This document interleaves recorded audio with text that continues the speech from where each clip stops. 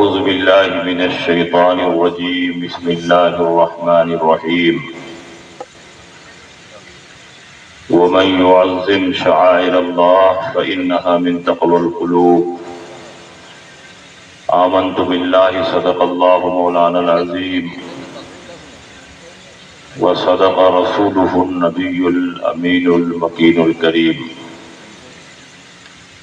ونحن على ذلك لمن الشاهدين والشاكرين والحمد لله رب العالمین۔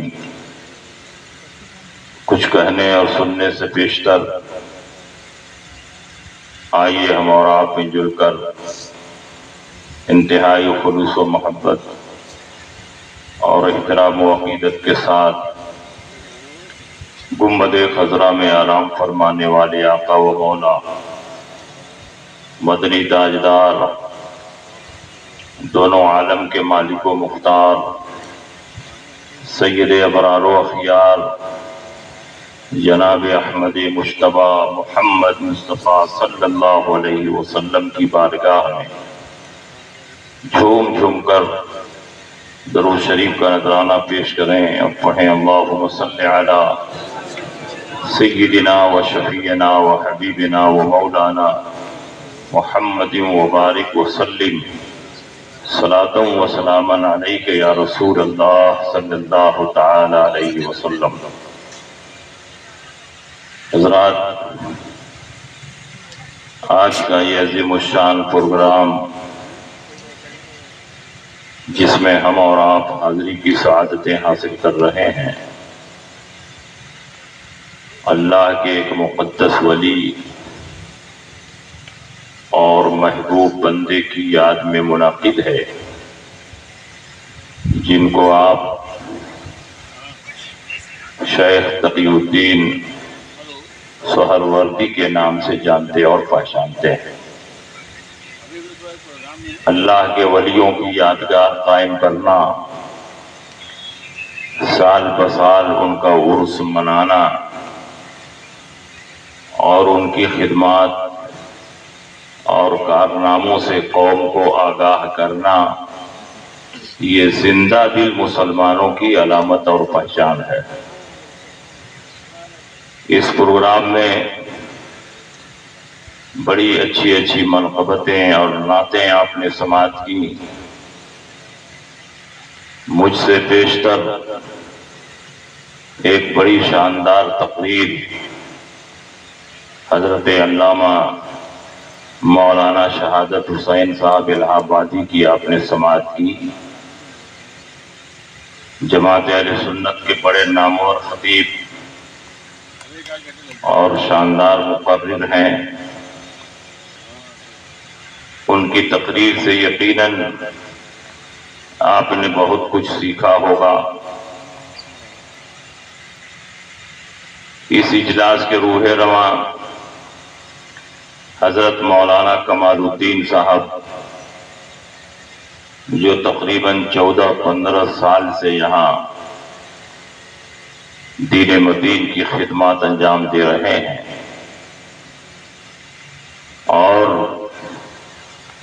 اپنے مذہبی تسلط اور مسلکی تشخص کے ساتھ دین و سنیت کی خدمات انجام دے رہے ہیں۔ اللہ رب العزت ان کے اقبال میں اور بلندی عطا فرمائے، ان کے پائے استقامت میں اور مضبوطی عطا فرمائے، اور ایسے ہی یہ ہمیشہ دین و سنیت کی خدمات انجام دیتے رہیں۔ بزرگوں کی یاد منانا اور ان کی یادگار قائم کرنا یہ شرک اور بدعت نہیں، بلکہ دل کا تقوی اور دل کا ایمان ہے۔ قرآن عظیم میں اللہ نے فرمایا وَمَن يُعَظِّمْ شَعَائِرَ اللَّهِ فَإِنَّهَا مِن تَقْوَى الْقُلُوبِ، جس نے شعائر اللہ کی تعظیم کی تو یہ تعظیم کرنا شرک اور بدعت نہیں، بلکہ دل کا تقوی اور دل کا ایمان ہے۔ کچھ لوگ سمجھتے ہیں کہ صرف اللہ کی تعظیم کی جائے گی، اللہ کے سوا کسی اور چیز کی تعظیم کرنا یہ ناجائز و حرام ہے۔ قرآن عظیم نے یہ مزاج دیا ہے کہ اللہ کی تعظیم بھی ہوگی اور اللہ سے تعلق رکھنے والی چیزوں کی بھی تعظیم ہوگی، کیونکہ شعائر اللہ اللہ نہیں ہے۔ یہ اضافت بتا رہی ہے کہ شاعر اللہ اللہ نہیں ہے، اللہ کے سوا ہے، اللہ کا غیر ہے، یہ ہر طرح سے غیر اللہ ہے، لیکن اللہ سے ان کو نسبت حاصل ہو گئی تو اللہ نے ان کو شاعر اللہ کا درجہ عطا فرمایا اور ان کی تعظیم کو دل کا تقوی اور دل کا ایمان قرار دیا۔ وَمَن يُعَظِّمْ شَعَائِرَ اللَّهِ فَإِنَّهَا مِن تَقْوَى الْقُلُوبِ۔ صفا اور مروہ کے بارے میں آپ جانتے ہیں کہ یہ بھی شعائر اللہ ہے۔ ان الصفا والمروہ من شعائر اللہ فمن حج البیت او اعتمر فلا جناح علیہ ان یطوف بہما ومن تطوع خیرا فإن اللہ شاکر علیم۔ صفا اور مروہ یہ کیوں شعائر اللہ بنے؟ صفا اور مروہ کو یہ درجہ کیوں حاصل ہوا؟ صفا اور مروہ تو دو معمولی پہاڑیاں تھیں، لیکن جب آپ بخاری شریف کا مطالعہ کریں گے تو بخاری شریف جلد اول کتاب الانبیاء میں لمبی چوڑی حدیث موجود ہے، تقریباً 1.5 صفحات پر یہ حدیث پھیلی ہوئی ہے۔ میں ساری حدیث نہیں سناؤں گا، اس کی خاص خاص باتیں آپ کے سامنے میں پیش کروں گا تاکہ آپ سمجھیں کہ اہل سنت و جماعت کا مسلک اور عقیدہ کتاب و سنت کے علم مطابق۔ حضرت عبداللہ ابن عباس رضی اللہ تعالیٰ عنہما ارشاد فرماتے ہیں کہ نبی اکرم صلی اللہ تعالیٰ علیہ وسلم نے بیان فرمایا کہ حضرت ابراہیم خلیل اللہ علیہ الصلوۃ والتسلیم اللہ کے حکم سے اپنی بیوی حضرت ہاجرہ اور اپنے شیرخوار بچے حضرت اسماعیل کو لے کر ملک شام سے مکہ مکرمہ کے لیے روانہ ہوئے۔ مہینوں کی مسافت طے کرنے کے بعد، سنگلاخ اور پتھریلی زمینوں کو عبور کرنے کے بعد جب مکہ مکرمہ پہنچے تو اس وقت خانہ کعبہ کے سامنے ببول کا پیڑ تھا، اسی پیڑ کے نیچے اپنی بیوی کو بٹھا دیا، ان کی گود میں اپنے بچے کو رکھا، ایک پوٹلی کھجور اور کچھ پانی دیا اور اس کے بعد ملک شام کے لیے نکل پڑے۔ آپ کی زوجہ محترمہ نے کہا، یا ابراہیم این تترکنا فی ھذا الوادی الذی لیس فیہ انیس ولا شیء۔ اے ابراہیم، آپ اس بے آب و گیاہ وادی میں جہاں نہ کوئی آدمی ہے، نہ آدم زاد ہے، نہ زندگی گزارنے کا کوئی نام و نشان ہے، کہاں ہمیں چھوڑ کر جا رہے ہیں؟ حضرت ابراہیم خلیل اللہ نے کوئی جواب نہیں دیا، آگے بڑھے۔ آپ کی زوجہ محترمہ پھر آگے آئی اور وہی سوال کیا، یا ابراہیم این تترکنا فی ھذا الوادی الذی لیس فیہ انیس ولا شیء۔ اس بے آب و گیاہ اور بنجر سرزمین پر آپ ہمیں کس کے حوالے کر کے جا رہے ہیں؟ نہ جہاں کوئی آدمی ہے، نہ آدم زاد ہے، نہ کھانے پینے کا کوئی انتظام ہے۔ حضرت ابراہیم خلیل اللہ نے کوئی جواب نہیں دیا۔ تیسری بار پھر حضرت ہاجرہ نے یہی سوال کیا، حضرت ابراہیم نے کوئی جواب نہیں دیا۔ تو حضرت ہاجرہ بھی اللہ کی نیک بندی تھی، ایک نبی کی بیوی تھی، ایک نبی کی ماں تھی۔ آپ سمجھ گئی کہ یہ اللہ کا حکم ہے، ورنہ دنیا کا کوئی شوہر اپنی بیوی اور شیرخوار بچے کو جنگل اور بیابان میں چھوڑ کر نہیں جا سکتا ہے، سنگلاخ اور پتھریلی زمین پر چھوڑ کر نہیں جا سکتا ہے جہاں کھانے پینے کا کوئی انتظام نہ ہو۔ تو آپ نے اپنے سوال کا رخ بدل دیا اور کہا، اللہ امرک بہذا، کیا اللہ نے آپ کو اس بات کا حکم دیا ہے؟ حضرت ابراہیم خلیل اللہ علیہ السلام نے کوئی لمبا چوڑا جواب نہیں عطا فرمایا، بلکہ صرف ایک لفظ فرمایا، نعم، ہاں، اور اس کے بعد آگے بڑھ گئے۔ آپ کی زوجہ محترمہ جو اللہ کی نیک بندی تھی، توکل اور استغنا کی بے مثال تصویر تھی، آپ نے فرمایا جب اللہ کا حکم ہے اذن لا یغیرنا، تو پروردگار عالم ہمیں ضائع نہیں فرمائے گا، کیونکہ جس پروردگار عالم نے اس بنجر سرزمین پر ہمیں چھوڑنے کا حکم دیا، وہی پروردگار عالم غیب سے ہمارے لیے کھانے پینے کا انتظام تھا۔ حضرت ابراہیم ان کو چھوڑ کر گئے۔ جب بیوی بچے نگاہوں سے اوجھل ہو گئے تو پہاڑی کی اوٹ میں پہنچ کر آپ نے رب کی بارگاہ میں دعا کی، ربنا انی اسکنت من ذریتی بواد غیر ذی زرع عند بیتک المحرم ربنا لیقیموا الصلاة فاجعل افئدة من الناس تهوی الیہم وارزقهم من الثمرات لعلهم یشکرون۔ اے اللہ، میں نے بے آب و گیا وادی میں اپنی اولاد بسا دی ہے، اے میرے پروردگار اس لیے بسا دی ہے تاکہ یہ لوگ نماز قائم کریں۔ اے میرے پروردگار تیرے مقدس گھر کے پاس میں نے ان کو بسا دیا ہے، تو لوگوں کے دلوں کو ان کی طرف پھیر دے اور غیب سے ان کے لیے رزق عطا فرما۔ حضرت ابراہیم خلیل اللہ علیہ السلام یہ دعا مانگ کر چلے گئے۔ ادھر کھجور چند دنوں تک کام آتی رہی، پینے کا پانی چند دنوں تک کام آتا رہا، کھجور بھی ختم ہو گئی، پانی بھی ختم۔ حضرت ہاجرہ بھوکی اور پیاسی ہیں، آپ کے سینے کا پستان خشک ہو چکا ہے، دودھ کا نام و نشان نہیں ہے۔ حضرت ابراہیم خلیل اللہ علیہ الصلوۃ والتسلیم کے شہزادے حضرت اسماعیل زمین پر شدت پیاس سے ایڑیاں لگا ہوئے۔ ماں کی ممتا نے دیکھا بچہ شدت پیاس سے زمین پر اپنی ایڑیاں رگڑ رہا ہے تو آپ کا کلیجہ ٹکڑے ٹکڑے ہو گیا۔ پانی کی تلاش میں بغل کی پہاڑی صفا پر گئی، چاروں طرف دیکھتی ہیں کہیں پانی نہیں ہے، صفا سے بھاگ کر مروہ پر گئی، وہاں بھی دیکھتی ہیں کوئی پانی نہیں ہے، صفا سے مروہ پر، مروہ سے صفا پر پانی کی تلاش میں دوڑ لگاتی رہی۔ پروردگار عالم کو اپنی بندی کی یہ ادا اتنی پسند آ گئی کہ پروردگار عالم نے قیامت تک پیدا ہونے والے حاجیوں پر لازم فرما دیا کہ جب تک میری بندی ہاجرہ کی سنت نہیں ادا کرو گے اس وقت تک میری بارگاہ میں تمہارا حج مقبول نہیں ہوگا۔ اب آپ بتائیے، حضرت ہاجرہ کوئی نبی تو تھی نہیں، نہ آج تک کوئی عورت نبی ہوئی ہے نہ ہو سکتی۔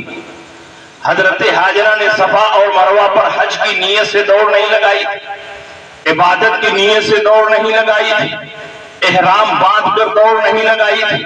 صفا اور مروہ پر اللہ نے اپنی کوئی وحی اور کوئی کتاب نہیں نازل فرمائی، صرف ان پہاڑیوں کو اللہ کی ایک نیک بندی کے قدموں سے نسبت حاصل ہو گئی تو اللہ نے شاعر اللہ کا درجہ عطا فرما دیا۔ تو میں آج سے پوچھنا چاہتا ہوں، جس زمین پر میرے سرکار پیدا ہوئے وہ بھی شاعر اللہ ہے کہ نہیں ہے؟ جس مکان میں میرے سرکار کی صبح و شام گزری وہ بھی شاعر اللہ ہے کہ نہیں ہے؟ جس جگہ میرے سرکار آرام فرما ہے وہ بھی شاعر اللہ ہے کہ نہیں ہے؟ جس عصا کو میرے ساتھ سرکار نے تھام لیا وہ عصا بھی شاعر اللہ ہے کہ نہیں ہے؟ جس امامہ کو اپنے سر پر رکھ لیا وہ بھی شاعر اللہ ہے کہ نہیں ہے؟ جس برتن میں میرے سرکار نے کھانا تناول فرما لیا وہ بھی شاعر اللہ میں داخل ہے کہ نہیں ہے؟ وہ تمام چیزیں جس کو میرے سرکار سے نسبت حاصل ہو گئی وہ ساری چیزیں شاعر اللہ ہیں، اور ان کا احترام بدعت نہیں بلکہ دل کا تقویٰ اور دل کا ایمان۔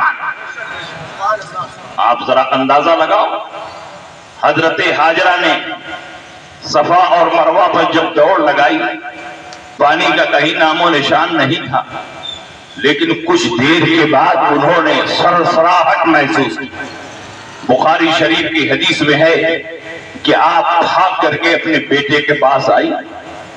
ادھر پروردگار عالم نے حضرت جبریل امین کو حکم دیا کہ اسماعیل کے قدموں کے نیچے پر مار دو تاکہ پانی کا صاف و شفاف چشمہ نمودار ہو۔ जिब्रील अमीन आए, हजरत इस्माइल के कदमों के नीचे अपना पर मार दिया, पानी का साफ और शफाफ चश्मा नमूदार हो गया। जब हजरत हाजरा पलट कर आई, साफ और शफाफ पानी बह रहा है, तो आपने अगल बगल की रेत को इकट्ठा करके मेढ़ बनाई और सुरियानी जबान में फरमाया, ज़मज़म, ऐ पानी ठहर जा, पानी निकला है तो नबी के कदमों के सदक़े में निकला है और वो पानी पाबंद हुआ है तो हजरत हाजरा की जुमलों पर पाबंद हुआ है। अल्लाह के नबी इरशाद फरमाते हैं, लौ तरकतहु लकान खैरन लिबैदी, अगर हजरत हाजरा ने छोड़ दिया होता तो वो पानी पूरे इलाके को सैराब कर। वो कौन सा पानी है? ये वो पानी है जिसको आप जमजम का पानी कहते हैं। और जमजम का पानी आम पानी नहीं होता है, बल्कि ये जन्नती पानी। अल्लाह के नबी इरशाद फरमाते हैं कि जन्नत का पानी जन्नत से हजरे अस्वद तक आता है और हजरे अस्वद से चाहे जमजम तक आता है। दुनिया के हर कुएं का पानी अगर उसकी कैपेसिटी से ज्यादा निकाला जाए, उसकी हैसियत से ज्यादा निकाला जाए तो वो कुआं खुश्क हो जाता है। लेकिन जमजम का वो पानी है कि हजारों लाखों बैरल रोजाना निकाले जा रहे हैं, मक्का से लेकर मदीना तक उसकी सप्लाई हो रही है। हर हर होटल में जमजम का पानी फैलाया जा रहा है, मगर एक कतरा भी जमजम के कुएं से पानी कम नहीं होता। जितना निकाला जाता है उससे ज्यादा पानी मौजूद हो। इसलिए कि जमजम का पानी जन्नत का पानी है और जन्नत की चीजों के बारे में अल्लाह ने फरमाया, उकुलुहा दाइम व ज़िल्लुहा फिस समा, उसके खाने पीने की चीजें हमेशा रहेगी, कभी खत्म नहीं हो सकती है। दुनिया का हर पानी चंद दिनों के बाद बासी हो जाता है, चंद महीनों के बाद सड़ने लगता है, उसमें बदबू पैदा हो जाती है, कीड़े मकोड़े पैदा हो जाते हैं। लेकिन अल्लाह ने जन्नती पानी को सड़ने से भी महफूज फरमा दिया है। इसीलिए जमजम का पानी कई साल आप बोतल में बंद करके रखेंगे, न उसकी बू में कोई फर्क आएगा, न उसमें कीड़े मकोड़े पैदा होंगे, इसलिए कि वो दुनिया का पानी नहीं है, जन्नती पानी है। और जन्नत की खाने पीने की चीजें न सड़ती है और न बर्बाद होती है।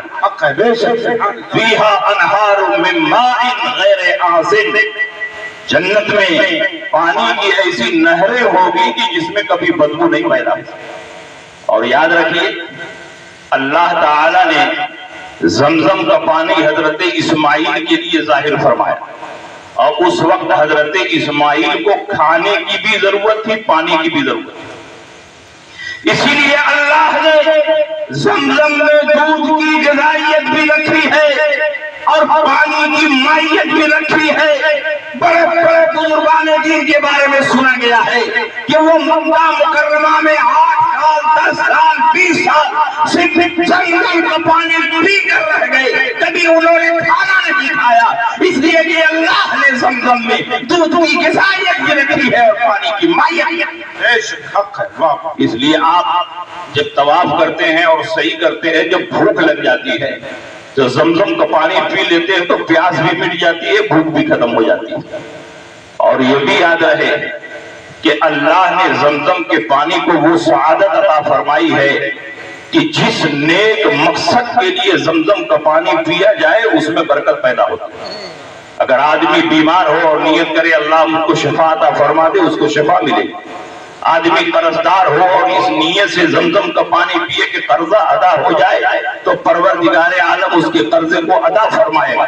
अल्लाह के नबी इरशाद फरमाते हैं, माओ जमजम लिमा शोरबा, जमजम का पानी हर उस मकसद के लिए है जिसके लिए उसको पिया जाए। जब हजरत इस्माइल के कदमों के नीचे पानी जाहिर हो गया, पानी का चश्मा निकल गया, तो फजा में परिंदे उड़ने लगे। कबीले जुर्हुम के लोग उस इलाके से गुजर रहे थे और उन्होंने देखा कि फजा में परिंदा उड़ रहा है, तो उन्होंने समझ लिया कि लगता है यहाँ पानी का कोई चश्मा है। कबीले के सरदार ने अपने आदमियों को भेजा कि जाओ पता लगाओ कि यहाँ कहीं पानी है कि नहीं। उन्होंने देखा कि पानी है, ایک عورت ہے، اس کی گود میں بچہ ہے، اب پانی کا صاف و شفاف چشمہ موجود ہے۔ قبیلے کا سردار اپنے تمام آدمیوں کو لے کر آیا۔ حضرت ہاجرہ سے اس نے کہا کہ اگر تم کہو تو ہم لوگ بھی یہیں بس جائیں، تمہارے پاس پانی کا بہترین ذخیرہ ہے اور مکہ میں کہیں پانی کا نام و نشان نہیں ہے۔ حضرت ہاجرہ نے کہا تم لوگ یہاں آباد ہو سکتے ہو، لیکن اس کنویں پر ملکیت میری ہوگی، اس کنویں پر تولیت میری ہوگی، تم کو پانی پینے کی اجازت ہے، لیکن اس کنویں پر مالکانہ حق تمہارا نہیں ہوگا بلکہ ہمارا ہوگا، کیونکہ اللہ نے ہمارے بیٹے کے لیے پانی کا یہ چشمہ ظاہر ہے۔ قبیلے جرہم کے لوگوں نے کہا ٹھیک ہے، تمہاری ملکیت ہوگی، ہم صرف پانی استعمال کریں۔ اس کے بعد حضرت اسماعیل ذبیح اللہ بڑی تیزی سے نشو نما پانے لگے، جوان ہونے لگے۔ قبیلے جرہم کے لوگوں نے اپنی ایک لڑکی سے شادی کر دی۔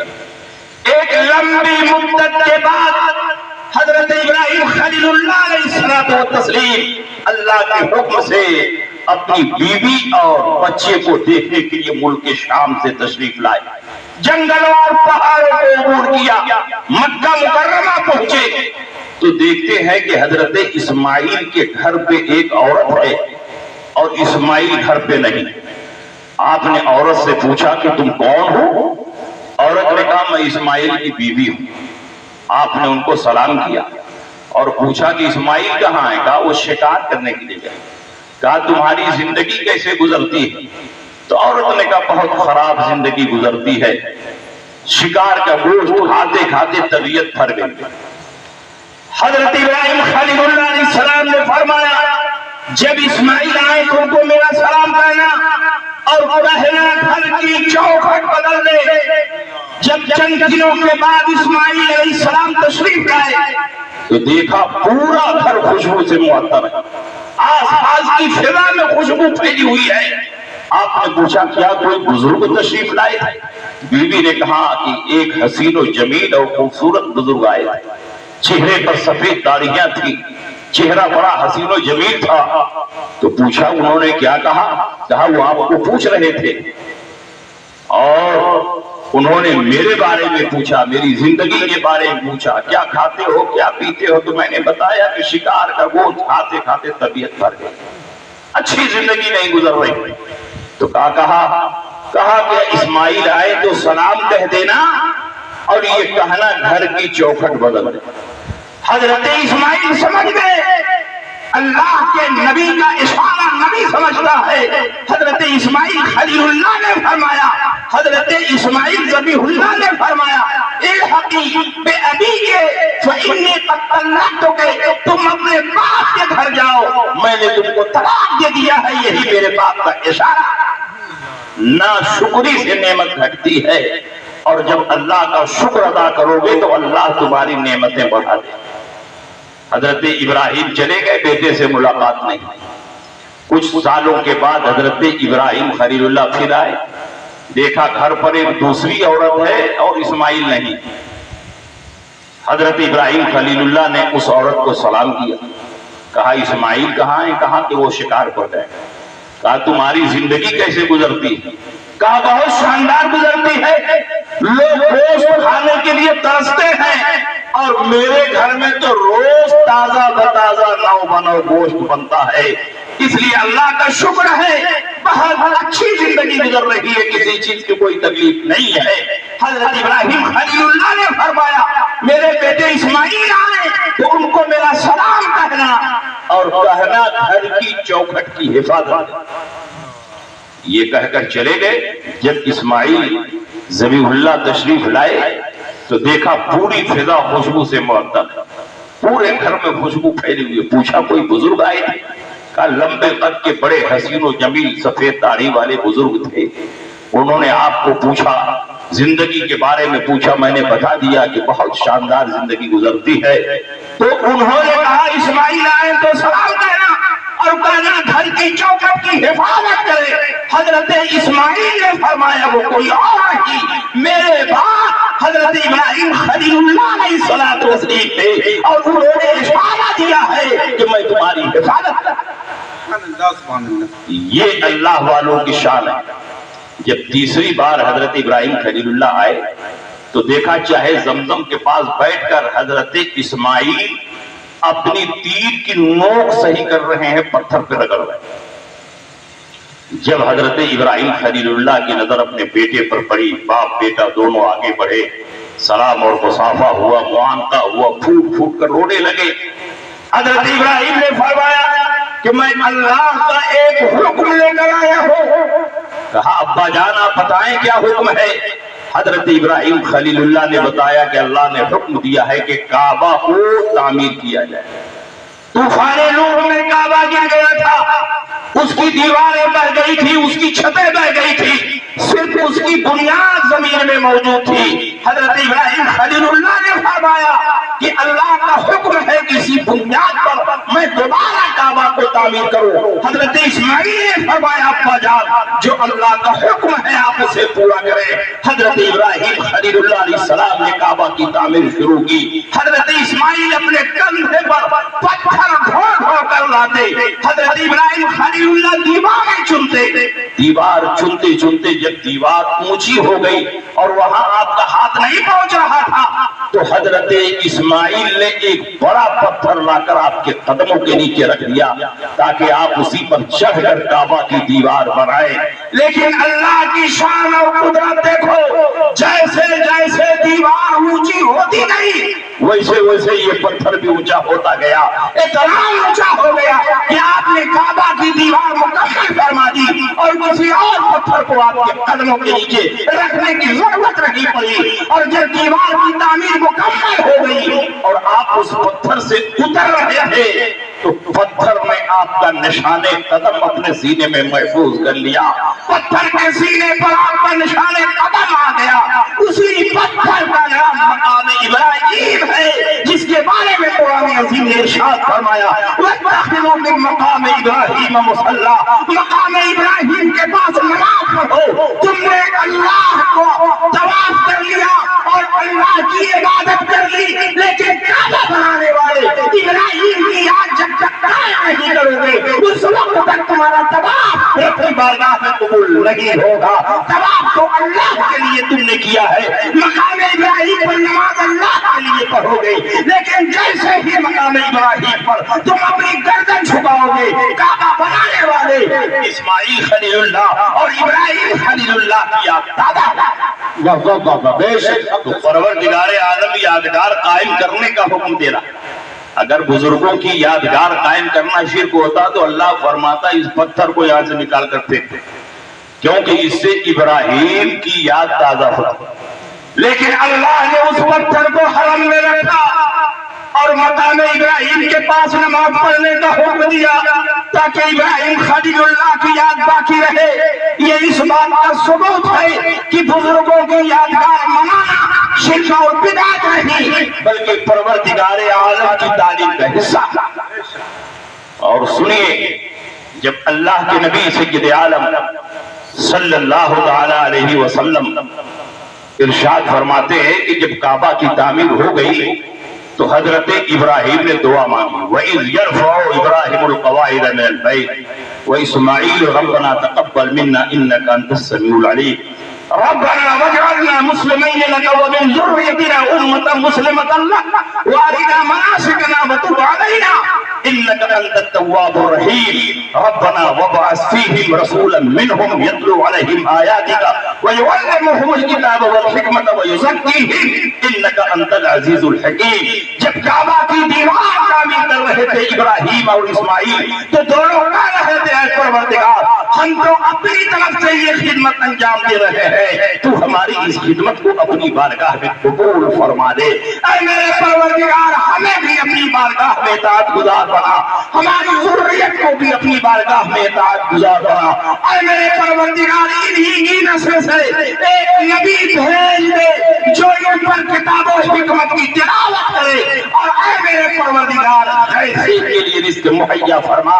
یہ دعا کسی اور کے لیے نہیں تھی، آخری نبی آخر زمان صلی اللہ علیہ وسلم کے لیے تھی، اس لیے کہ جتنے انبیاء اور مرسلین آپ سے پہلے آئے یہ سب اولاد اسحاق میں پیدا ہوئے اور ہمارے نبی سید عالم صلی اللہ علیہ وسلم اولاد اسماعیل میں پیدا ہوئے، اور یہ اسی دعا کا نتیجہ ہے جو کعبہ کی تعمیر کے وقت حضرت ابراہیم خلیل اللہ نے کی تھی۔ آپ ذرا اندازہ لگاؤ کہ شان کا یہ نبی آ رہا، کتنا پہلے ابراہیم خلیل اللہ نے دعا مانگی اور وہ دعا ظاہر ہوئی۔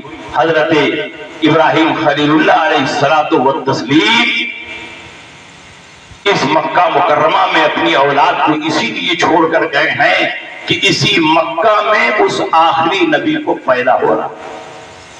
اللہ کے نبی سید عالم صلی اللہ علیہ وسلم سن 6 ہجری میں صلح حدیبیہ جس سال واقع ہوئی تھی 1400 اصحاب کے ساتھ وادی حدیبیہ میں آئے۔ کفار مکہ نے آپ کو مکہ مکرمہ میں داخل ہونے سے روک دیا۔ وہیں پر ایک تاریخی صلح ہوئی جس کا نام ہے تاریخ صلح حدیبیہ۔ 7ویں ہجرت کے 7ویں سال اللہ کے نبی سید عالم صلی اللہ علیہ وسلم صلح کے مطابق اپنے اصحاب کے ساتھ مکہ مکرمہ گئے تاکہ عمرہ کی ادائیگی کریں۔ صحابہ کرام سخت بیمار تھے، بیماریوں کی وجہ سے نہیں تھو ناتواں اور کمزور تھے۔ جب صحابہ کرام خانہ کعبہ کا طواف کر رہے تھے تو حدیم کے پاس کفار مکہ بیٹھ کر صحابہ کرام کا مذاق اڑا کہ یہ کیا طواف کعبہ کریں گے، چلنے کی طاقت نہیں، چلنے کی سکت نہیں، بیمار اور کمزور اور لاغر نظر آ رہے ہیں، یہ کیا ہمارا مقابلہ کریں گے۔ حکیم کے پاس کفار مکہ آپس میں بات کر رہے ہیں، لیکن پروردگار عالم نے جبریل امین کے ذریعے پیارے مصطفیٰ کو وحی کے ذریعے مطلع فرما دیا کہ یہ آپ کا مذاق اڑا رہے ہیں۔ آپ اپنے صحابہ سے کہیں کہ جب طواف کرے تو طواف میں سینہ تان کر پکڑ کر چلے تاکہ ان کی شجاعت و بہادری کا صدقہ ان کفار اور مشرکین کے دلوں پر بیٹھ جائے۔ تو اللہ کے نبی نے بھی سینہ تان کر اکڑ کر خانہ کعبہ کا طواف کیا۔ آپ کے صحابہ نے بھی سینہ تان کر اکڑ کر طواف کیا تاکہ ان کی شجاعت و بہادری کا سکہ ان کفار اور مشرکین کے دلوں پر بیٹھ جائے۔ میں آج سے پوچھنا چاہتا ہوں کہ اس وقت کفار مکہ مذاق اڑا رہے تھے، اس لیے اللہ کے نبی نے ایسا کیا۔ آج کون آپ کا مذاق اڑا رہا ہے، آج کون آپ کا ٹھٹھا کر رہا ہے، لیکن آج بھی جب آپ خانہ کعبہ کا طواف کرتے ہیں اور جس طواف کے بعد صحیح کرنے ہوتی ہے تو طواف کے شروع کے 3 حصوں میں آپ رمل کرتے ہیں، سینہ تان کر اکڑ کر چلتے ہیں۔ اس کی وجہ کیا ہے؟ اس لیے کہ اللہ کے نبی کے سینہ تان کر چلنے کی وہ وجہ تھی، لیکن ہم اس لیے سینہ تان کر چل رہے ہیں تاکہ نبی کی یاد باقی رہے، نبی کی ادا باقی رہے۔ پروردگار عالم یادگار کو مٹانے کا حکم نہیں دیتا بلکہ یادگار کو قائم رکھنے کا حکم ہے۔ اسی لیے تو ہم بزرگوں کا عرس بھی مناتے ہیں کہ سال بسال جب ہم مزار پر جائیں گے تو ان کی یاد ہمارے دلوں میں باقی رہے گی، ان کے کارناموں سے ہم لوگوں کو آگاہ کریں گے، لوگ ان کے راستے پر چلیں گے، لوگ ان کی سیرت سے نصیحت حاصل کریں گے۔ مگر آج ایک طبقہ کہتا ہے عرس منانا جائز ہے، ناجائز ہے، عرس میں جانا ناجائز ہے۔ میں آپ سے پوچھنا چاہتا ہوں کہ عرس کی حقیقت کیا ہے؟ قبروں پر جانا، قبروں کی زیارت کرنا اور ان بزرگوں کو ایصال ثواب کرنا، ان کے سوا عرس کی کوئی حقیقت نہیں ہے۔ اور قبروں پر جانا یہ رسول اللہ سے ثابت ہے، قبروں کی زیارت کرنا یہ بے شمار حدیثوں سے ثابت ہے، اور ایصال ثواب کرنا یہ بھی رسول اللہ کے عمل سے ثابت ہے۔ اسی کے مجموعے کا نام ہے عرس۔ تو عرس کیوں ناجائز ہو جائے گا؟ اللہ کے نبی خود اپنی والدہ محترمہ کی قبر پر تشریف لے گئے۔ خصائص الکبریٰ میں علامہ جلال الدین سیوطی نے تفصیل کے ساتھ یہ حدیث لکھی ہے کہ آقا کائنات سید عالم صلی اللہ علیہ وسلم ہجرت کے بعد صحابہ کی ایک فوج لے کر جب مقام ابوا کے پاس سے گزر رہے تھے جہاں آپ کی والدہ محترمہ مدفون ہے، تو اللہ کے نبی سید عالم صلی اللہ علیہ وسلم جیسے ہی مقام ابوا کے پاس پہنچے ٹھہر گئے، ماں کی یاد آنے لگی۔ اللہ کے نبی سید عالم صلی اللہ علیہ وسلم آگے نہیں بڑھ رہے ہیں، ماں کی محبت پاؤں کی زنجیر بن گئی۔ اللہ کے نبی کے دل میں یہ خیال پیدا ہوا کہ ماں کی قبر پر حاضری دی جائے۔ وہ کون بیٹا ہوگا جو ماں کی قبر کے پاس برادری دی جائے. نبی کے دل میں یہ شوق پیدا ہوا, نبی کے دل میں یہ خیال پیدا ہوا, نبی کے دل میں یہ چاہت پیدا ہوئی. اور جو نبی کی چاہت ہوتی ہے وہی رب کی مشیت ہوتی ہے, خدا کی رضا.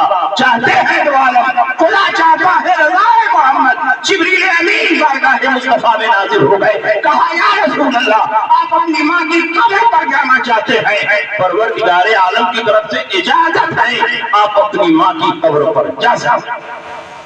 جبریل امین خود نبی کو لے کر اپنی والدہ محترمہ, نبی کی والدہ محترمہ کی قبر پر گئے, اور وہاں پہنچانے کے بعد جبریل امین سدرۃ المنتہا کے لیے روانہ ہو. اللہ کے نبی نے چاہا دونوں ہاتھوں کو اٹھائے, اپنی ماں کے لیے دعا کرے. ابھی نبی ہاتھ اٹھانے کا ارادہ کر ہی رہے تھے کہ جبریل امین دوبارہ نازل ہو گئے. کہا یا رسول اللہ پروردگار عالم آپ کو ہاتھ اٹھانے کی اجازت نہیں دیتا.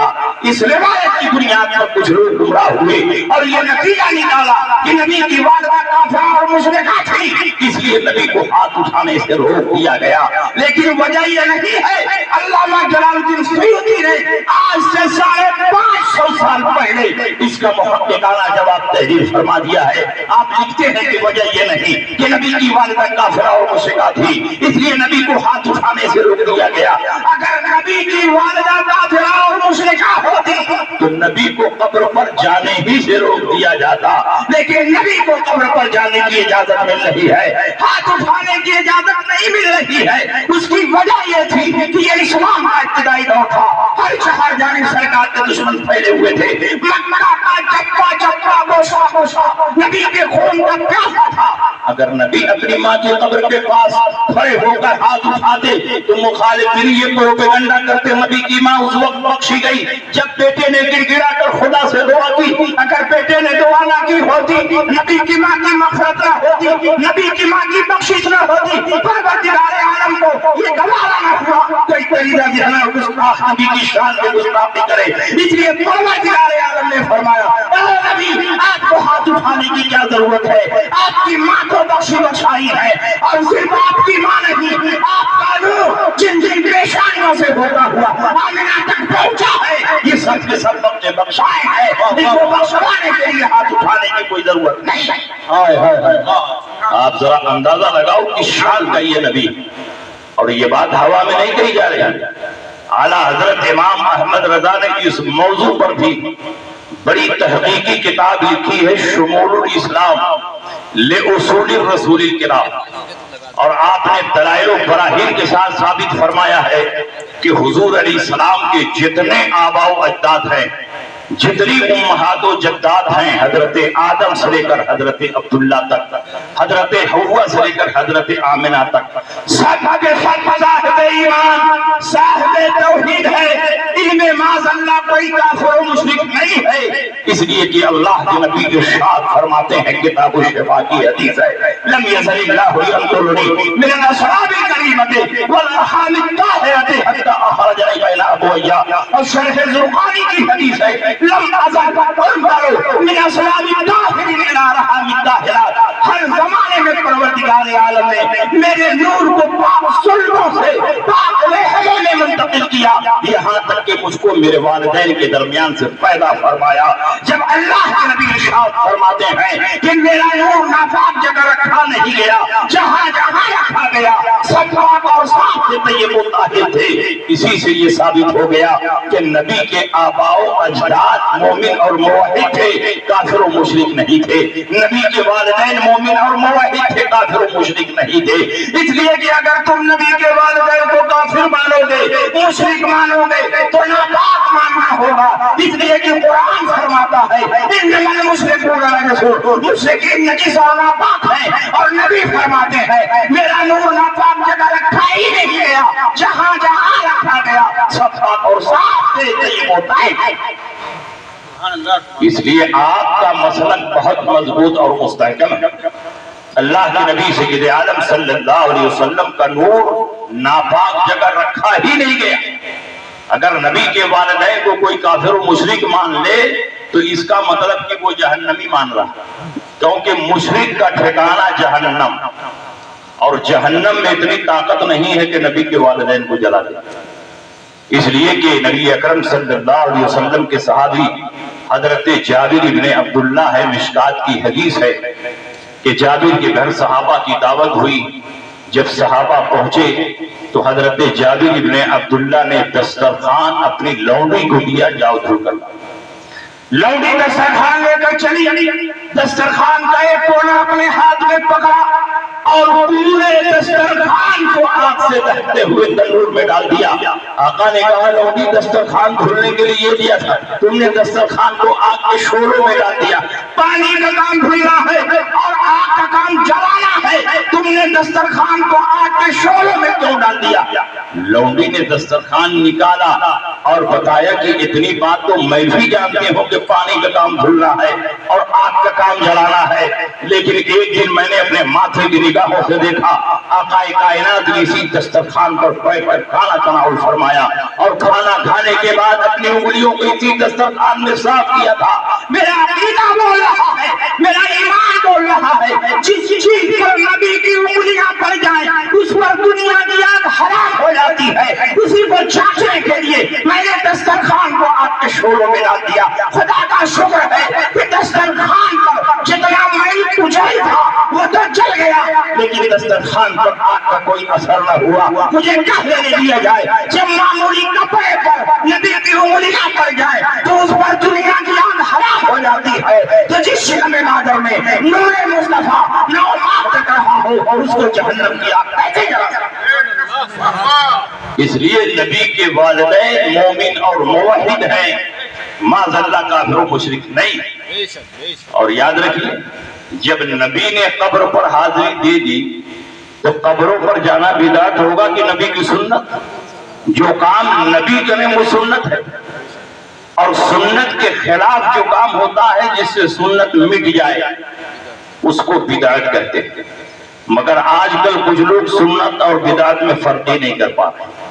نبی اکرم نے یہ سنت جاری فرمائی اور نبی جب دنیا سے چلے گئے حجرہ عائشہ میں آپ کو دفن کر دیا گیا تو حضرت عائشہ صدیقہ پوری پابندی سے نبی کی قبر پر حاضری دیتی رہی. حضور علیہ السلام کے بعد صدیق اکبر خلیفہ ہوئے، تقریباً 2 سال تک امور خلافت کو انجام دیا.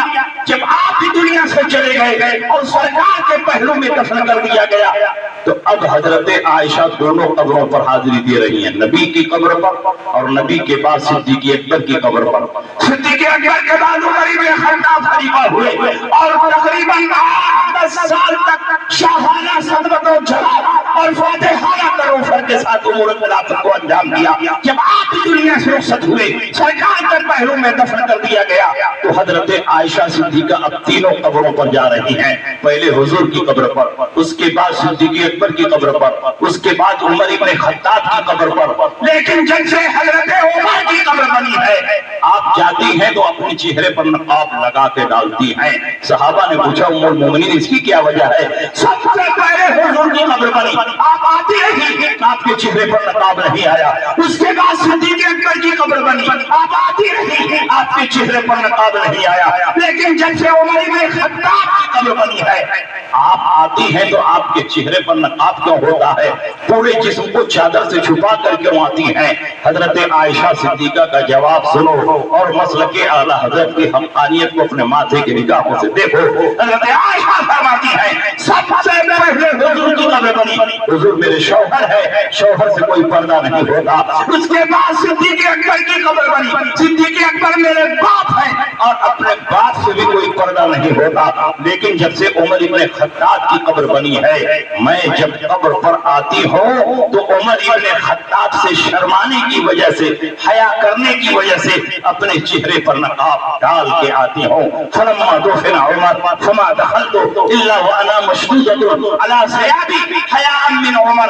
اب جب قبر پر آتی ہوں تو عمر سے حیا کرنے کی وجہ سے اپنے چہرے پر نقاب ڈال کے آتی ہوں. حیاء من عمر، عمر سے حیا کرنے کی وجہ سے. آپ عورتوں کا مزاج اچھی طرح جانتے ہیں، عورتیں کمردوں سے شرماتی ہیں. جب ان کو یہ احساس ہو کہ کوئی مرد ان کو دیکھ رہا ہے، گویا حضرت عائشہ صدیقہ نے اپنے اس عمل سے دنیا کے مسلمانوں کو بتا دیا کہ عمر اپنی قبر میں زندہ ہے اور آنے والوں کو دیکھ رہے ہیں، اسی لیے اپنے چہرے پر نقاب ڈال کے آ رہی نہیں ہے. جب نبی کا غلام اپنی قبر میں زندہ ہے تو نبی کی زندگی پر مناظرہ کیوں ہو رہا ہے؟ نبی کی زندگی پر مباحثہ کیوں ہو رہا ہے؟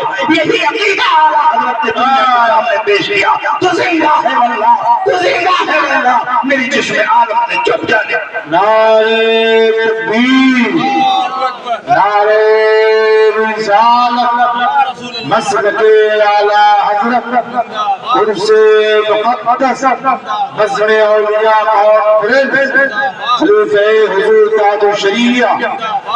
تو قبروں پر جانا یہ رسول اللہ کی سنت ہے. اللہ کے نبی سید عالم صلی اللہ علیہ وسلم تقریباً 8 سال مسلسل شہدائے احد کی قبروں پر جاتے ہیں. وکان النبی صلی اللہ علیہ وسلم یاتی قبور الشہداء بأحد علی راس کل سنہ. ہر سال کے اخیر میں اللہ کے نبی شہدائے احد کی قبروں پر جاتے رہے. یہ اس بات کی دلیل ہے کہ قبروں پر جانا شرک اور بدعت نہیں بلکہ رسول اللہ کی سنت. اس لیے قبروں پر جانے کی تو بہت ساری حدیثیں موجود ہیں لیکن قبروں سے بھگانے کی کوئی حدیث موجود نہیں. جو لوگ قبروں سے بھگا رہے ہیں، قبروں پر جانے سے روک رہے ہیں، وہ بتائیں کہ کون سی حدیث ان کے پاس ہے. قبروں پر بھیجنے کی بہت ساری حدیثیں، اور صرف ولیوں اور نبیوں کی قبر پر نہیں، اپنے والدین کی قبر پر جانا بھی ثواب کا کام ہے. اللہ کے نبی ارشاد فرماتے ہیں من زار قبر والدیہ او احدہما فی کل جمعۃ غفر لہ وکتب برا. جو ہر جمعہ کو اپنے والدین کی قبر پر حاضری دیتا رہے گا، اگر دونوں مر گئے ہو تو دونوں کی قبر پر، اگر ایک مرے ہو تو ایک کی قبر پر، جو ہر جمعہ کو حاضری دے گا اللہ کے رجسٹر میں اس کو نیکوکار لکھا جائے گا، اس کے سارے گناہ معاف ہو جائیں گے. جب والدین کے قبروں پر جانے کی یہ فضیلت ہے تو نبیوں کی قبروں پر جانے کی کیا فضیلت؟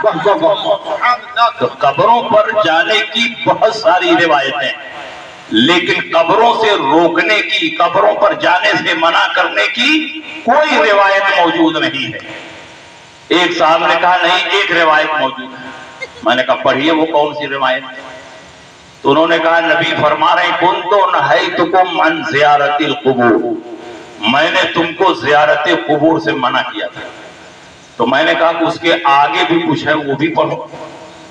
آدھی حدیث کو پڑھو گے تو کنفیوژن پیدا ہو، پوری حدیث پڑھو گے تو کنفیوژن ختم ہو جائے. نبی فرما رہے کنتو نہیتکم عن زیارت القبور فزوروها فإنها تزهد في الدنيا وتذكر الآخرة. پہلے میں نے تم کو زیارت قبور سے منع کیا تھا، مگر اب قبروں کی زیارت کو جاؤ کیونکہ قبروں کی زیارت کرنے سے دنیا سے بے رغبتی پیدا ہوتی ہے اور آخرت کا تصور پیدا ہوتا ہے.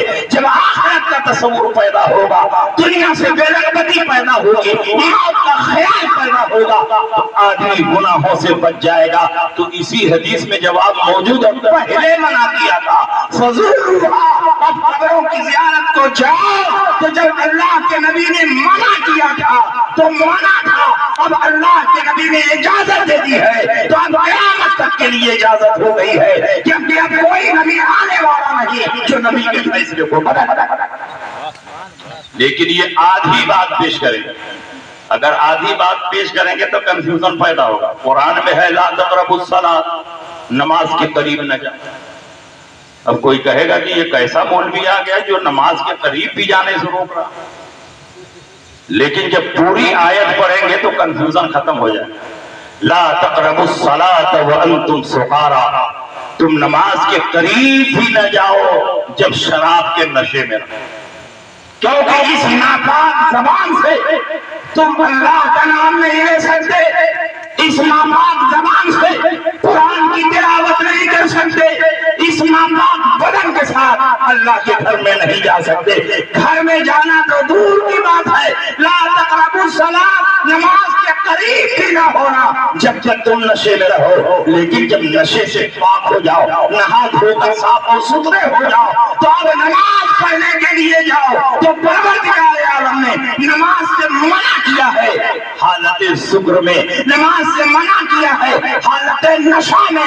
اگر ایک جز کو پیش کیا جائے گا، دوسرے جز کو چھپائے رکھے ہوگے تو کنفیوژن پیدا ہوگا، لوگ گمراہ ہو جائیں گے، اور آیت کا پورا حصہ پڑھو گے تو کنفیوژن دور ہو جائے گا۔ یہ آج تک آدھی حدیث سنا رہے ہیں، کون کون ہے تو من زیارت القبور، میں نے تم کو زیارت قبور سے منع کیا تھا۔ ارے نادان، کب منع کیا تھا؟ جب مکہ میں صحابہ کی قبریں نہیں بنی تھی، صرف مشرکین کی قبریں تھی، تو کیا تم مشرکین کی قبروں کی زیارت کرتے؟ کیا تم مشرکین کے قبروں پر جاتے؟ قرآن میں اللہ نے فرمایا وَلَا تُصَلِّ عَلَىٰ أَحَدٍ مِّنْهُمْ مَاتَ أَبَدًا وَلَا تَقُمْ عَلَىٰ قَبْرِهِ۔ مشرکین میں سے کوئی مر جائے تو ان کی نماز جنازہ نہ پڑھو اور ان کی قبر پر حاضری بھی نہ دو۔ لیکن جب جنگ بدر ہوئی، جنگ احد ہوئی، جنگ خندق ہوئی، صحابہ کے دار در دار شہید ہونے لگے، صحابہ کی قبریں بننے لگی، تو اللہ کے نبی نے پرانے آرڈر کو کینسل کر دیا اور نیا آرڈر جاری فرمایا فَزُورُوهَا، اب قبروں کی زیارت کو جاؤ، کیونکہ قبروں کی زیارت کرنے سے آخرت کا خیال پیدا ہوتا ہے، موت کا تصور پیدا۔ واہ واہ واہ، اس لیے آپ ان کے کنفیوژن میں نہ آئیں، یہ کنفرم نہیں ہے، کنفیوز ہیں۔ اللہ کے نبی سید عالم صلی اللہ تعالی علیہ وسلم نے قبروں پر جانے سے منع نہیں کیا۔ اللہ کے نبی تو یہاں تک فرماتے من زار قبری وجبت لہ شفاعتی، جس نے میرے قبر کی زیارت کر لی اس کی شفاعت میرے اوپر واجب ہو گئی۔ آپ لوگوں میں سے بہت سے لوگوں نے حج کیا ہوگا، آپ نے طواف کعبہ کیا، شفاعت کی گارنٹی نہیں ملی۔ آپ نے صفا مروہ کی سعی کی، شفاعت کی گارنٹی نہیں ملی۔ ملتزم سے لپٹ کر دعائیں مانگی، شفاعت کی گارنٹی نہیں ملی۔ آپ نے رمیے جمرات کیا، شفاعت کی گارنٹی نہیں ملی۔ اگر شفاعت کی ضمانت دی جا رہی ہے تو نبی کی قبر کی زیارت کی بنیاد پر دی جا رہی ہے۔ جس نے میرے قبر کی زیارت کی ہے میں اس کی شفاعت کروں گا اور اس کو جنت میں داخل کروں گا۔ بے شک۔ بتاؤ نبی قبر پر بلا رہے ہیں کہ قبر سے بھگا رہے ہیں؟ بلا رہے ہیں، اور بلانے کا انداز کتنا پیارا اور نرالا۔ چھوٹا بچہ جب اپنے باپ سے بھاگتا ہے تو باپ اپنے بیٹے سے کہتا ہے کہ بیٹے قریب آ جاؤ، میں تم کو چاکلیٹ دوں گا، قریب آ جاؤ میں تم کو پیسہ دوں گا، میں تم کو بسکٹ دوں گا۔ تو وہ بچہ چاکلیٹ کی لالچ میں، بسکٹ کی لالچ میں ڈگمگاتے قدموں سے آگے بڑھتا ہے، باپ اس کو کلیجے سے لگا دیتا ہے۔ بالکل یہی منظر یہاں ہے۔ اللہ کے نبی فرمانا چاہتے ہیں کہ اگر تم ویسے نہیں آنا چاہتے تو اس لالچ میں آ جاؤ کہ کل میدان محشر میں جب نفسی کا عالم ہوگا، کوئی کسی کا پرسان حال نہ ہوگا، تو جس نے میرے قبر کی زیارت کی ہے میں اس کی شفاعت کروں گا اور اس کو جنت میں داخل کروں گا۔ واہ واہ واہ، نعرے تکبیر، نعرے رسالت، مسلک اعلیٰ حضرت۔ اور یاد رکھیے بہت سے سنی مسلمان جب اللہ کے ولیوں کی قبر پر جاتے ہیں، مزار پر جاتے ہیں، تو کوئی چوکھٹ کو چومتا ہے، کوئی جالی کو چومتا ہے، کوئی چادر کو چومتا ہے، تو یہ کہیں گے قبر پوجوا ہے، قبر کو پوج رہا ہے۔ ان کے نزدیک چومنے اور پوجنے میں کوئی فرق نہیں۔ پوجنا وہاں بولتے ہیں جہاں کسی کو معبود اور خدا سمجھ کر پیشانی جھکائی۔ ایک سنی سے عقیدہ انسان ہر چند کے اولیاء اللہ کے مزارات پر حاضری دے رہا ہے، ان کے کشف و کرامات، ان کی ریاضت اور مجاہدات کو تسلیم کر رہا ہے، لیکن ان کو اللہ نہیں مانتا، اللہ کی مخلوق مانتا، اللہ کا بندہ مانتا ہے، اللہ کا ولی مانتا ہے، اللہ کا محبوب مانتا ہے۔ عقیدے کی صراحت کے باوجود بھی چومنے کو پوجنا کہنا یہ تعصب ہے، دنگ نظری ہے، الزام تراشی ہے۔ یہ تو کوئی سرفراہ اور پاگل ہوگا جو کسی قبر پر پہنچنے کے بعد معاذ اللہ یہ تصور کرے کہ یہاں اللہ لیتا ہوا ہے۔ کوئی صحیح اعتبار مسلمان ایسا نہیں سوچ سکتا، کیونکہ مسلمانوں کو ماں کی گود میں یہ عقیدہ پلا دیا گیا ہے کہ اللہ حی ہے، اللہ قیوم ہے، اللہ ہمیشہ سے ہے اور ہمیشہ رہے گا۔ جب وہ ہمیشہ سے ہے اور ہمیشہ رہے گا اس پر موت ادھکاری ہوگی. جب اس پر موت ادھکاری ہوگی تو اس کی قبر بھی نہیں ہوگی. جب اس کی قبر نہیں ہوگی تو اس کی چادر بھی نہیں ہوگی. تو کسی قبر پر پہنچنے کے بعد کوئی مسلمان کیسے سوچ سکتا ہے کہ یہاں اللہ لیتا ہوا ہے؟ یہ ان کا دھوکہ ہے, یہ ان کا فریب ہے. اگر تم چومنے کو پوجنا کہو گے, روئے زمین پر کوئی مسلمان نہیں بچے گا. کون خلاف کعبہ کو نہیں چومتا, کون حجر اسود کو نہیں چومتا, کون قرآن کے جزوے دان کو نہیں چومتا. بخاری کی حدیث بتاتی ہے نبی نے اپنی بیٹی فاطمہ الزہرا کی پیشانی کو چوما ہے, حضرت فاطمہ نے نبی کے دست مبارک کو چوما ہے, وفد عبد القیس نے نبی کے پائے اقدس کو چوما ہے. تو ان چیزوں کے چومنے والے کافر و مشرک ہو گئے تو روئے زمین پر مسلمان کون رہا؟ اس لیے ماننا پڑے گا چومنا اور ہے, پوجنا اور ہے. چومنے کو پوجنا کہنا یہ ان کی جہالت ہے. اگر چومنے اور پوجنے میں آپ کو فرق نہ سمجھ میں آیا تو آئیے میں تاریخ اسلام کی روشنی میں 2 منٹ میں سمجھاتا ہوں چومنے اور پوجنے میں کتنا فرق. اسلام کی تاریخ نگاہوں کے سامنے رکھیے. سن 8 ہجری ہے, فتح مکہ کا موقع ہے. اللہ کے نبی سید عالم صلی اللہ علیہ وسلم جب مکہ مکرمہ میں فاتحانہ شان و شوکت کے ساتھ داخل ہوئے تو آپ کو بھی تاریخ معلوم ہے کہ اس وقت خانہ کعبہ میں 360 روز رکھے ہوئے. اللہ کے نبی نے حضرت علی کے ذریعے ان تمام بتوں کو توڑوا دیا اور ان کا ملبہ اٹھا کر باہر پھینکوا دیا. یہ بت کس چیز کے بنے تھے؟ پتھر کے بنے تھے. لیکن اللہ کے نبی نے پتھر کے ان تراشیدہ خداؤں کو توڑ کر باہر پھینک دیا. لیکن یہی اسلامی تاریخ ہمیں یہ بھی بتاتی ہے کہ بہت پہلے اللہ کے نبی نے اپنے مقدس ہاتھوں سے اسی خانہ کعبہ میں ایک پتھر کو عزت و احترام کے ساتھ نصب کیا تھا جس کو حجر اسود کہا جاتا ہے, جس کو چوما جاتا ہے. میں آپ سے پوچھنا چاہتا ہوں ان دونوں پتھروں میں کیا فرق ہے؟ ایک پتھر کو کعبہ سے نکال کر پھینکا جا رہا ہے, دوسرے پتھر کو اسی کعبہ میں عزت و احترام کے ساتھ نصب کیا جا رہا ہے. مجھے کہہ لینے دیا جائے جس پتھر کو پوجا گیا اللہ کے نبی نے نکال کر پھینک دیا, اور جس پتھر کو چوما گیا تھا عزت و احترام کے ساتھ اسی کعبہ میں نصب. آج تک حجر اسود کو لوگ چوم رہے ہیں. نبی نے چوما, عمر نے چوما, صحابہ نے چوما, 1450 سال سے چومنے کا سلسلہ چل رہا. اس لیے میرے بھائیوں, قبر کو چومنا یہ صحابہ کی بھی سنت ہے. یہ تو احتیاط کی بنیاد پر حکم دیا جاتا ہے کہ کسی مزار پر جاؤ تو 4 ہاتھ کے فاصلے پر کھڑے ہو کر فاتحہ پڑھو. پائیتی کی طرف سے جاؤ, مواجہ اقدس میں کھڑے ہو کر کے 4 ہاتھ کے فاصلے پر کھڑے ہو کر کے فاتحہ پڑھو. جب آدمی 4 ہاتھ کے فاصلے پر کھڑا ہوگا تو اس کا ہاتھ ہی نہیں قبر تک پہنچے گا تو اس کا ہونٹ کہاں سے پہنچے گا؟ تو یہ تو ادب ہے کہ ہمارے ہاتھ اس قابل نہیں کہ ہم مزار کو چھو سکیں, ہمارے ہونٹ اس لائق نہیں کہ ہم چادر کو چوم سکیں. اسی لیے ادب اور احتیاط کی بنیاد پر ہم 4 ہاتھ کے فاصلے پر کھڑے ہو کر فاتحہ پڑھ رہے ہیں. لیکن اگر کوئی مسلمان محبت کے ہاتھوں مجبور ہو کر قبر کی چادر کو چوم لے تو اس کو شرک اور بدعت سے تعبیر نہیں کیا جا سکتا, کیونکہ صحابہ نے بھی نبی کی قبر کو چوما ہے, نبی کی قبر کو بوسا ہے. کیا صحابہ کرام شرک کر سکتے ہیں؟ صحابہ کرام بدعت کر سکتے ہیں؟ اللہ کے نبی نے فرمایا واللہ ما اخاف علیکم ان تشرکوا بعدی ولکنی اخاف علیکم ان تنافسوا فی. میں دنیا سے جا رہا ہوں لیکن مجھے اس بات کا خوف نہیں ہے کہ میرے بعد تم مشرک ہو جاؤ گے.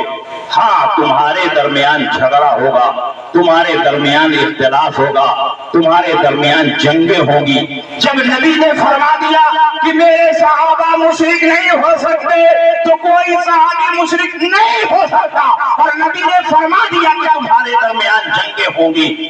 جنگیں ہوئی, جنگ جمل ہوئی, جنگ صفین ہوئی, لیکن نبی نے صحابہ کے بارے میں کلین چٹ دے دیا ہے کہ میرا کوئی صحابی مشرک نہیں ہو سکتا. اگر قبروں کو چومنا شرک ہوتا تو صحابہ مشرک ہو جاتے, اور نبی فرما کر گئے ہیں کہ میرا صحابی مشرک نہیں ہو. آپ اٹھائیے دیکھیے, بہت سے صحابہ نے نبی کی قبر کو چوما. ایک صحابی ہے حضرت بلال حبشی رضی اللہ تعالی. یہ روایت حضرت ابو دردہ رضی اللہ تعالیٰ عنہ کی ہے اور یہ مستدرک للحاکم میں موجود ہے۔ حضرت ابو دردہ فرماتے ہیں کہ جب نبی کا وصال ہو گیا، بلال حبشی مدینہ منورہ میں نبی کی محبت میں مدینے کی گلیوں میں گھومتے رہے، سکون اور قرار نہیں ملا تو آپ ملک شام چلے گئے۔ کچھ سالوں کے بعد اللہ کے نبی ان کے خواب میں تشریف لائے، فرمایا یا بلال ما هذه الجفوہ الم یعن ان تزورنی فبقى بقاء کثیرا، اے بلال حبشی یہ کیا ظلم ہے؟ کیا میری یاد نہیں آتی؟ میری قبر کی زیارت کے لیے مدینہ منورہ نہیں آؤ گے؟ جب تک میں مدینہ میں حیات ظاہری کے ساتھ تھا تم ایک خادم اور غلام کی طرح میرے پیچھے پیچھے لگے رہتے تھے، اب میں قبر اطہر میں آ گیا ہوں تو تم مجھ کو چھوڑ کر ملک شام میں آباد ہو گئے؟ کیا میری یاد تم کو نہیں تڑپاتی؟ بلال حبشی کی آنکھ کھلتی ہے، زاروں قطار رو رہے ہیں، پھوٹ پھوٹ کر رو رہے ہیں۔ بلال حبشی نے یہ نہیں سوچا کہ خواب میں آنے والا کوئی اور رہا ہوگا، نبی نہیں رہے ہوں گے، اس لیے کہ وہ صحابی تھے، ان کا عقیدہ تھا کہ اگر خواب میں نبی آئے تو وہ نبی ہی ہے، نبی کی شکل و صورت میں کوئی دوسرا نہیں ہو سکتا، کیونکہ اللہ کے نبی نے ارشاد فرمایا من رآنی فی المنام فقد رآنی فإن الشیطان لا یتمثل بی، جس نے مجھ کو خواب میں دیکھا اس نے حقیقتاً مجھے کو دیکھا، کیونکہ شیطان کو بھی ایک پاور اور اختیار ہے کہ نبی کی شکل و صورت اختیار کرے۔ بلال حبشی گھوڑا منگاتے ہیں، کھانے پینے کا کچھ معمولی انتظام کرتے ہیں، گھوڑے پر سوار ہو کر مدینہ منورہ کے لیے نکل پڑے اور مہینوں کی مسافت ایک ہی ہفتے میں طے کری۔ جب مدینہ منورہ پہنچے، گھوڑے سے نیچے اترے، قبر نبی پر گئے، صحابہ کا مجمع عام، بلال حبشی آئے ہیں، بلال حبشی آئے ہیں، پورا مدینہ ٹوٹ پڑا۔ اور حضرت بلال حبشی سیدھے نبی کی قبر پر پہنچے، نبی کی قبر کو دونوں ہاتھ سے پکڑ لیا اور اپنا ہونٹ قبر نبی پر رکھ دیا۔ جب ہونٹ قبر پر رکھا جائے گا تو بتاؤ بوسہ کمانا پایا جائے گا کہ نہیں پایا جائے گا؟ صحابہ کرام کے سامنے بلال حبشی نبی کی قبر کو بوسہ دے رہے ہیں اور صحابہ منع نہیں فرماتے۔ یہ اس بات کی دلیل ہے کہ نبی کی قبر کو بوسہ دے رہا یہ شرک اور بدعت نہیں بلکہ بلال حبشی کی سنت۔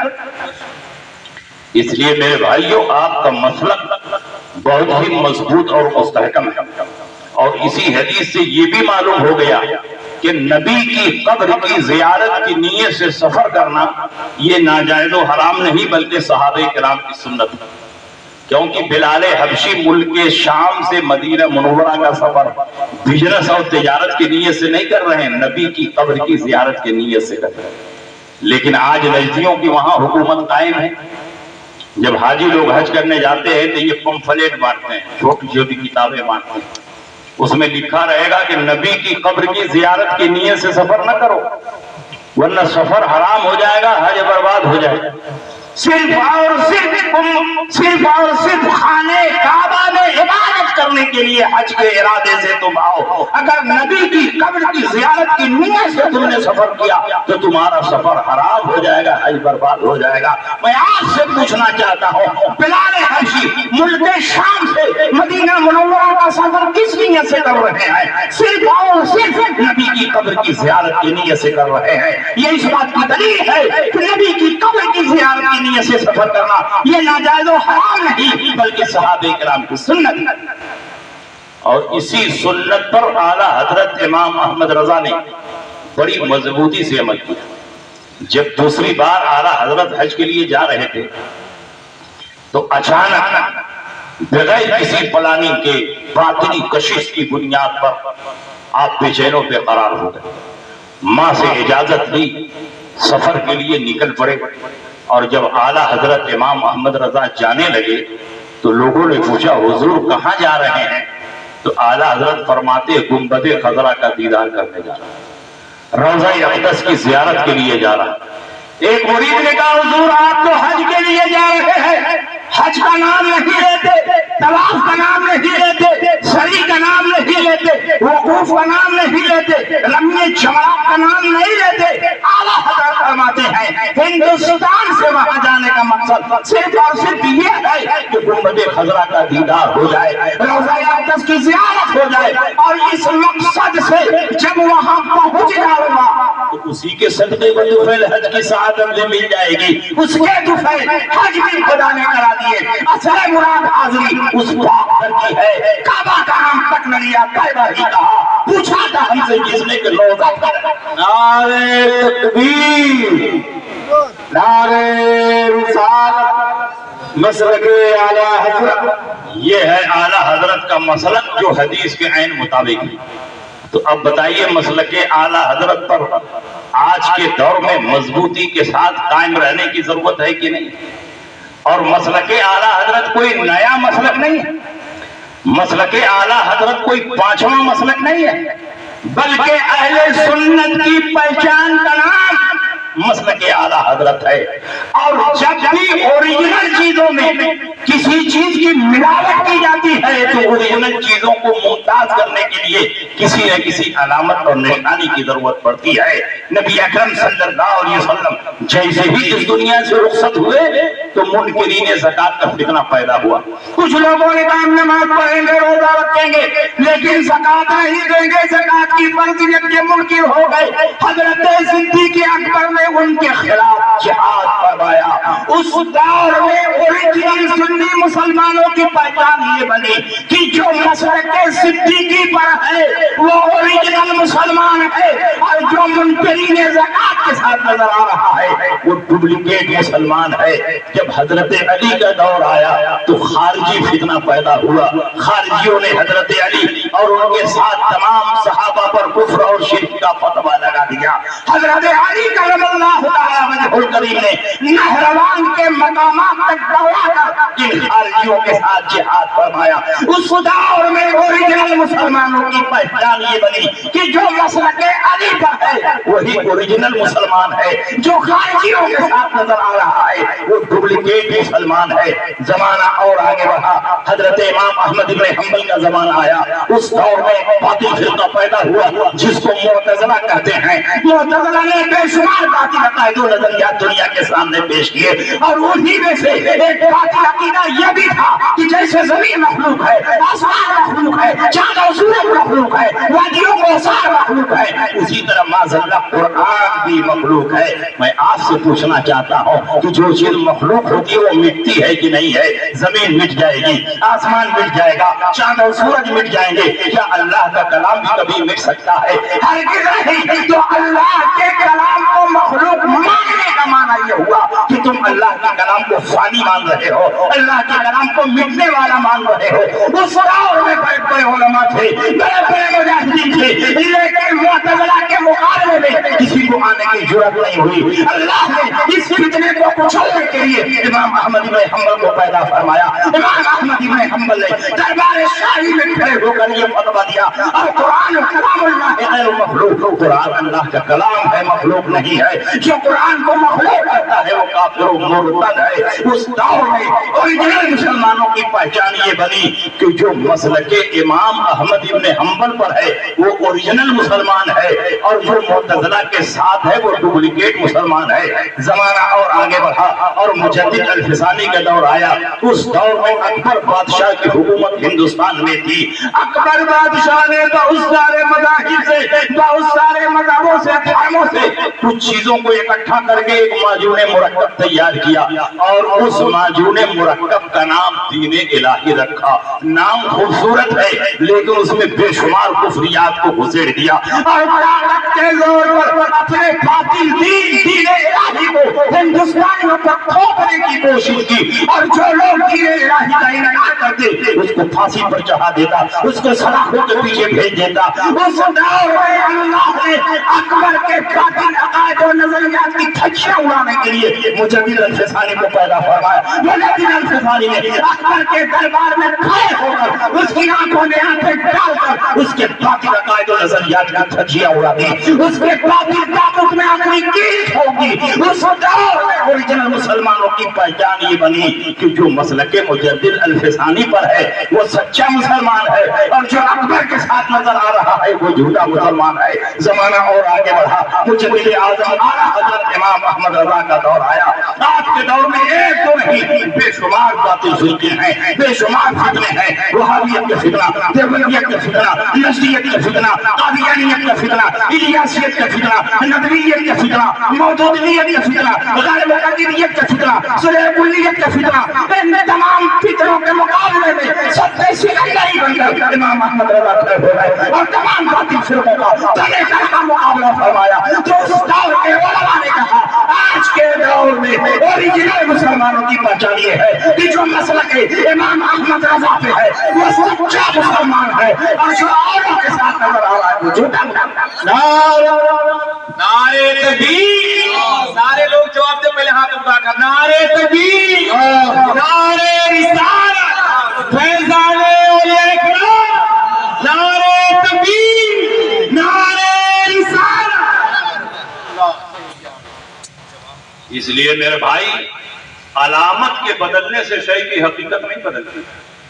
کل بھی ہم ہی اوریجنل اہل سنت ہیں اور آج بھی ہم ہی اوریجنل اہل سنت ہیں، اور صبح قیامت تک جو جماعت صحابہ کے راستے پر چلے گی وہی اوریجنل اہل سنت. لیکن کل ہم مسلک صدیقی سے پہچانے گئے، کل مسلک علی سے پہچانے گئے، مجدد اعظم حضرت امام احمد رضا فاضل بریلوی کے مسلک سے پہچانے گئے. تو علامت کے بدلنے سے شے کی حقیقت نہیں بدلتی ہے. ہر دور میں علامتیں بدلتی ہیں لیکن شے کی حقیقت وہی رہتی ہے. کل بھی ہمیں اوریجنل اہل سنت تھے، آج بھی ہمیں اوریجنل اہل سنت ہیں، اور صبح قیامت تک ہمیں اوریجنل اہل سنت رہیں گے. لیکن جب ضرورت پڑے گی، جب دین خالص میں ملاوٹ کی جائے گی، تو ملاوٹ کو نکالنے کے لیے اوریجنل دین میں ایک علامت اور نشانی شامل کی جائے گی، اور اسی نشانی کا نام مسلک ہوگا. آج کے دور میں مسلک اہل سنت کی پہچان مسلک اعلیٰ حضرت سے ہو رہی ہے. اس کو آپ ایک مثال کے ذریعے سمجھیے، بات سمجھ میں آ جائے. ہندوستان میں ایک بہت مشہور و معروف کمپنی، اس کا پروڈکٹ اور سامان پوری دنیا میں اعتماد و یقین کے ساتھ بیچا جا رہا ہے، خریدا جا رہا ہے. لیکن ایک ڈپلیکیٹ کمپنی مارکیٹ میں آ گئی، ڈپلیکیٹ سامان بنانا شروع کیا اور اوریجنل کمپنی کا لیبل لگا کر اپنا ڈپلیکیٹ سامان پوری دنیا میں پھیلانا شروع کیا. اب اوریجنل کمپنی کیا کرے گی؟ اپنا نام چینج کر دے گی. بڑی مشکلوں سے نام کمایا ہے، نام نہیں بدلے گی، بلکہ اوریجنل کمپنی یہ اعلان کرے گی نقالوں سے ساودھان، میری کمپنی کے سامان کو خریدا جائے. تو کمپنی نے اوریجنل سامان کی پہچان کے لیے ایک ٹریڈ مارک جاری کیا ہے، ایک علامت اور نشانی جاری کی ہے. جب ہماری کمپنی کے سامان کو خریدا جائے تو وہ ٹریڈ مارک دیکھ کر خریدا جائے، وہ نشانی دیکھ کر خریدا جائے. اگر وہ نشان موجود ہو تو سمجھا جائے سامان اوریجنل ہے، اور وہ نشان موجود نہ ہو تو سمجھا جائے سامان ڈپلیکیٹ ہے. بالکل اسی طرح اگر آج کوئی آپ کے سامنے آئے اور کہے ہم سنی ہیں، ہم حنفی ہیں، ہم قادری ہیں، ہم چشتی ہیں، ہم نقشبندی ہیں، ہم سہروردی ہیں، کہو سب کچھ ہو، بتاؤ مسلک اعلیٰ حضرت کو مانتے ہو یا نہیں؟ اگر کہے مانتا ہوں سمجھ لو اوریجنل سنی ہے، اور اگر انکار کر دے تو سمجھ لو ڈپلیکیٹ سنی ہے. کیونکہ اس دور میں مسلک اعلیٰ سنت کا نیا ٹریڈ مارک مسلک اعلیٰ حضرت ہے. اب جو بھی آئے گا مسلک اعلیٰ حضرت کی روشنی میں پہچانے گا. اس لیے میرے بھائیوں، آپ مسلک اعلیٰ حضرت پر مضبوطی سے قائم رہیں، اور مسلک اعلیٰ حضرت سے بہتر کوئی جامع لفظ ہے ہی نہیں ہے جو تمام باطل فرقوں سے ممتاز کرتا. کوئی لفظ ہو تو بتائیے. اگر آپ کی آبادی میں کوئی داڑھی ٹوپی والا آ جائے اور آپ پوچھیں کہ آپ کیا ہیں تو وہ کہہ دے کہ میں سنی ہوں، تو آپ کے دل میں دغدغہ رہے گا کہ پتہ نہیں کون والا سنی ہے. سنی تو بہت لوگ اپنے آپ کو بتا رہے ہیں. یہ میلاد پڑھتا ہے کہ نہیں، علم غیب کو مانتا ہے کہ نہیں، شفاعت پر ایمان رکھتا ہے کہ نہیں، زیارت قبور کو جائز سمجھتا ہے کہ نہیں، عرس والا سنی ہے کہ نہیں. دغدغہ پیدا ہوگا کہ نہیں پیدا ہوگا؟ اگر وہ کہہ دے کہ میں حنفی ہوں تب بھی دغدغہ باقی رہے، غیر مقلد تو نکل جائیں گے لیکن پھر بھی سنی اور حنفی کہنے پر بھی دل میں شبہ باقی رہے گا کہ پتہ نہیں کون والا یہ حنفی ہے جو میلاد، سلام، قیام، فاتحہ، علم غیب، شفاعت، توسل ان تمام چیزوں کا انکار کرتا ہے وہ سنی حنفی ہے، یا جو ان چیزوں کو مانتے ہیں وہ سنی حنفی ہے؟ پھر بھی شبہ باقی ہے۔ لیکن جیسے ہی آپ نے کہہ دیا کہ میں سنی حنفی مسلک اعلیٰ حضرت والا ہوں، میں سنی حنفی بریلوی ہوں، سارے شبہات آپ کے ختم ہو جائیں گے، کیونکہ وہ مسلک اعلیٰ حضرت والا ہوگا، وہ علم غیب کو بھی مانے گا، شفاعت کو بھی مانے گا، عقیدہ توسل کو بھی مانے گا، سلام قیام فاتحہ کو بھی مانے گا، عرس اور چادر کو بھی مانے گا۔ جو بریلوی ہوگا وہ ان چیزوں کا انکار نہیں کرے گا، ان چیزوں کو تسلیم کرے گا۔ آج کے دور میں اگر اپنی مذہبی پہچان کو قائم رکھنا چاہتے ہو تو مسلک اعلیٰ حضرت کے بغیر آپ کی اوریجنل پہچان نہیں ہو سکتی ہے۔ اس لیے مسلک اعلیٰ حضرت کوئی نیا مسلک نہیں، اہل سنت کی پہچان کا نام مسلک اعلیٰ حضرت۔ اس لیے آپ پوری مضبوطی سے مسلک اہل سنت پر قائم رہیں۔ اور اعلیٰ حضرت امام احمد رضا کوئی معمولی عالم نہیں تھے، ایسے عالم تھے کہ ان کے جیسا پیچھے 2-3 صدیوں میں کوئی عالم پیدا نہیں۔ 10ویں صدی ہجری کے بعد ان کے ٹکر کا کوئی مجدد اور محقق پیدا ہی نہیں۔ اور صرف علمی اعتبار سے نہیں، روحانیت کے اعتبار سے بھی اعلیٰ حضرت کا مقام اتنا اونچا تھا کہ اعلیٰ حضرت اپنے دور میں غوث پاک کے نائب مطلق تھا۔ غوث پاک نے ان کے سر پر اپنی نیابت کا تاج رکھا تھا۔ غوث پاک ہر دور میں کسی نہ کسی عالم ربانی کے سر پر اپنی نیابت کا تاج رکھتے ہیں اور اس کو نائب بنا کر دنیا میں مشہور کرتے ہیں۔ اعلیٰ حضرت امام احمد رضا اپنے دور میں غوث پاک کے نائب مطلق تھے اور خلیفہ اعظم۔ اور یہ میں نہیں کہتا، بڑے بڑے ولیوں نے اپنی کتابوں میں لکھا۔ جماعت اہل سنت کے بہت بڑے عالم پیر سید جماعت علی شاہ محدث علی پوری وہ فرماتے ہیں کہ میں نے سرکار غوث پاک کو خواب میں دیکھا تو میں نے پوچھا حضور اس وقت آپ کا نائب ہندوستان میں کون ہے؟ تو غوث پاک نے فرمایا میرا نائب مولانا احمد رضا خان بریلوی۔ اور جب اعلیٰ حضرت کی روحانیت میں اور اضافہ ہوا تو جماعت اہل سنت کے بعد بڑے عالم ربانی پیر طریقت شیخ المشائخ حضور پیر سید محمد شرف پوری رحمت اللہ علیہ نے خواب دیکھا اور سرکار غوث پاک خواب میں آئے تو پوچھا حضور اس وقت پوری دنیا میں آپ کا نائب کون ہے؟ تو سرکار غوث پاک نے فرمایا اس وقت پوری دنیا میں میرا نائب مولانا احمد رضا خان بریلوی۔ علامہ شرف پوری کے دل میں اعلیٰ حضرت کی ایسی عظمت پیدا ہوئی کہ ذرا چل کے دیکھیں وہ کون خوش نصیب ہے جس کو غوث پاک نے پوری دنیا میں اپنا نائب۔ شرف پور سے چل کر جو اس وقت پاکستان میں شرف پور سے چل کر بریلی آئے اور اعلیٰ حضرت کے مقام پر حاضر ہوئے۔ جیسے ہی اعلیٰ حضرت کے مقام پر حاضر ہوئے بیٹھک میں اعلیٰ حضرت بیٹھے ہوئے، یہ بیٹھک میں گئے، اعلیٰ حضرت کو سلام کیا، اعلیٰ حضرت سے مصافحہ کیا، اعلیٰ حضرت کے ہاتھ کو چوم لیا۔ جیسے ہی اعلیٰ حضرت کے ہاتھ کو چوما اعلیٰ حضرت نے پلٹ کر ان کے ہاتھ کو چوما۔